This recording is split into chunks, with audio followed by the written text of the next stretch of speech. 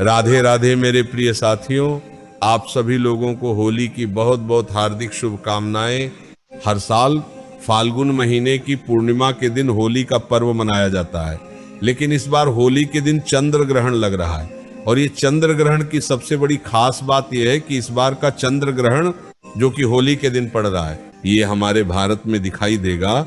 इसीलिए इसका सूतक काल भी मान्य होगा और इसके सभी नियमों का पालन भी होगा। साथियों, होली से पहले होलिका दहन किया जाता है, जो कि शुभ मुहूर्त में करना बहुत ज्यादा जरूरी होता है। और इस बार होलिका दहन के समय में भद्रा काल का समय भी आ रहा है, जो कि इस बार हमारी पृथ्वी लोक पर ही रहेगी। आइए साथियों, अब हम जानते हैं कि इस बार होलिका दहन कब होगा, शुभ मुहूर्त क्या है, होली का पर्व किस दिन मनाया जाएगा और इस चंद्र ग्रहण का होली पर क्या प्रभाव होगा।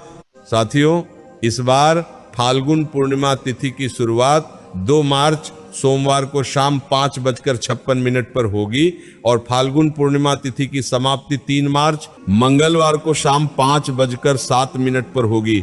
ऐसे में होलिका दहन इस बार 3 मार्च 2026 मंगलवार के दिन किया जाएगा और रंग वाली होली 4 बुधवार के दिन खेली जाएगी।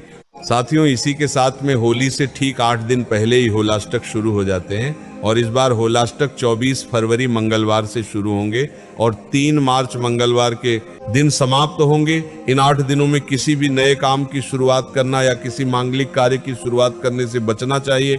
साथियों, इसके साथ में होली पर भद्रा काल का समय 2 मार्च सोमवार को शाम 5:55 पर शुरू होगा और भद्रा काल 3 मार्च मंगलवार को सुबह 5:28 पर समाप्त होगा। इसी के साथ में इस बार भद्रा काल का वास पृथ्वी लोक पर रहेगा। इस वजह से जब तक भद्रा रहेगी तब तक होलिका दहन नहीं किया जा सकेगा। साथियों, ऐसे में 3 मार्च 2026 मंगलवार के दिन होलिका दहन चंद्र ग्रहण और सूतक काल की समाप्ति के बाद ही किया जाएगा।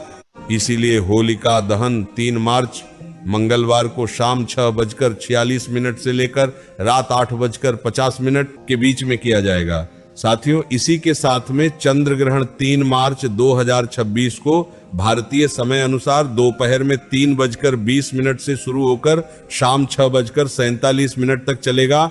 वैसे तो होलिका दहन 3 मार्च 2026 को शाम के समय ही किया जाएगा, पर कुछ जगहों पर होलिका दहन भद्रा काल की समाप्ति के बाद होगा और जिसका समय रहेगा अगले दिन सुबह 5:29 से लेकर सुबह 6:40 के बीच में किया जाएगा।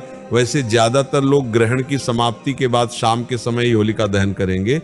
साथियों, होलिका दहन की राख बहुत ही शक्तिशाली होती है।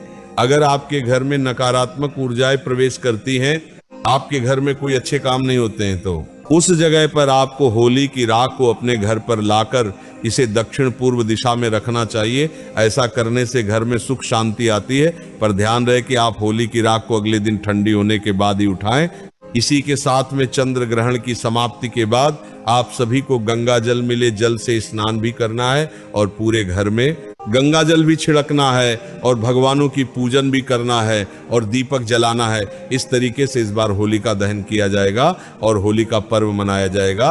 अगर अभी भी आपके मन में कोई प्रश्न है तो आप हमसे कमेंट करके पूछ सकते हैं। इस बार के आप ये वीडियो कहां से देख रहे हैं कमेंट में जरूर बताएं। राधे राधे मेरे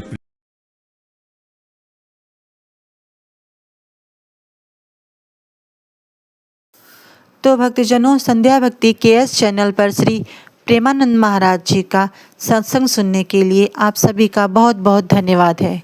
आगे इसी तरह की सत्संग सुनने के लिए हमारे चैनल को सब्सक्राइब कर लीजिए और इस सत्संग को एक लाइक कर दीजिएगा और कमेंट में राधे राधे लिखना ना भूलिएगा।